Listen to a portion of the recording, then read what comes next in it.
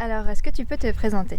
Voilà, je m'appelle Sandra, j'ai 35 ans, je viens de Strasbourg et voilà, ça fait 4 ans que je suis en vadrouille avec mon petit camion. Et cette yourte, elle est à toi? Voilà, ça fait un an que, donc après avoir passé 4 ans sur les routes, j'avais un besoin de me poser, de me ressourcer à un endroit au lieu d'être toujours à droite à gauche chez les autres. Et donc j'ai eu l'idée avec un ami de construire une yourte avec une association, justement pour avoir une maison en autonomie, dans la nature, assez au calme. Voilà. Et quand tu dis construire cette yourte, qu'est-ce que vous avez fait?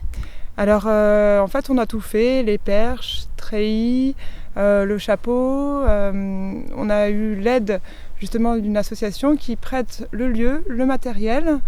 Ce qui fait qu'on a juste à venir à 2 personnes pendant une semaine, raboter, poncer, et visser et construire tout le reste. Après, tout ce qui est bâche était fait par la personne là-bas. Donc nous, on a fait tout l'ossature en bois et le reste, voilà, la bâche, l'isolation, c'est de là-bas. Ça a mis combien de temps? 8 jours sur place. Sans compter après aussi le fait de faire le plancher, on a mis une dizaine de jours, on n'était qu'à 2.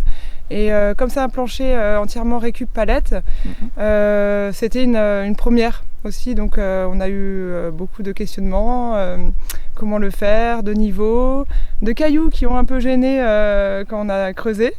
Mais voilà, après on a eu un peu la malchance avec le temps, mais voilà, maintenant c'est bon, tout est fait. Et tu comptes vivre combien de temps dans cette yourte? Alors là, je sais pas trop. Pour l'instant, minimum un an sur ce terrain.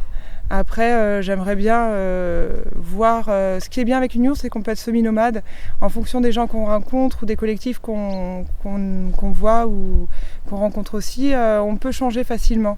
C'est quelque chose où on peut tous les ans changer d'endroit, donc rester semi-nomade. Quand même avoir une structure où on peut poser ses affaires, où on peut être un peu fixe, mais en bougeant de toute la France si on en a besoin, psychologiquement. Et avant cette aventure d'être nomade? Donc j'ai commencé il y a 4 ans en camion. En fait, j'avais un commerce pendant 6 ans à Strasbourg et ce qui s'est passé, c'est qu'il y a eu un centre commercial qui a ouvert à côté. La rue a fermé petit à petit et donc je me payais 1 000 € de salaire pour être patronne, ce qui n'était pas forcément rentable. Et je devais donner 2 000 € à l'État par mois, donc j'ai vu qu'on était vraiment exploité entre guillemets par l'État, qu'on ne pouvait pas forcément s'en sortir en étant patronne. Donc après j'ai fait un dépôt de bilan et de là j'ai pas eu de chance, j'avais pas le droit au chômage alors que bon, j'avais travaillé toute ma vie jusqu'à 31 ans, j'avais le droit à rien, juste au RSA. Donc je me suis dit c'est le moment de souffler un peu, de profiter de la vie. Et de là, je suis partie en camion et j'ai commencé à rencontrer des gens qui étaient dans les milieux alternatifs. Ce qui était vraiment intéressant, une belle ouverture au niveau de l'esprit. Comme on est toujours en général dans la ville, on ne voit qu'une seule chose, on n'ouvre pas nos œillères. Et le fait d'être sur les routes, on apprend le partage, on apprend la connexion à la nature, à se recentrer, à se retrouver soi-même et donc être vraiment dans l'écoute des autres. Et c'est vraiment différent après la sensation de la vie, quoi. Et si tu avais quelque chose à partager? Tout ce qui est ici est à partager. Après, c'est de suivre ses rêves, de ne pas avoir peur du qu'en dira-t-on, du regard de l'autre.